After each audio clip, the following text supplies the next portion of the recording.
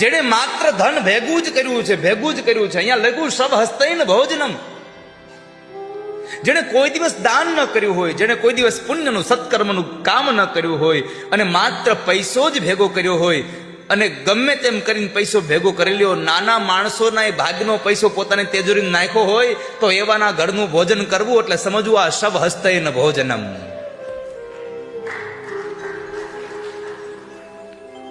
નાના માણસો પાસે કામ વધારે કરાવીને પૈસા ઓછા આપ્યા હોય અને એ પૈસા બચાવીને જેને તેજુરીમાં નાખ્યા હોય એવાના ઘરનું પાણી પીવાની પણ ભગવાન ના પાડે છે કે ન પીવશો એના ઘરનું પાણી ક્યારે.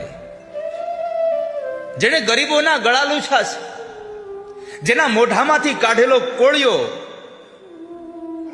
એને પોતાની તેજુરીમાં મૂક્યો છે એવાના ઘરનું ક્યારે પાણી ન પીવશો. જેને જિંદગીમાં કોઈ દિવસ સત્કર્મ ન કર્યું હોય,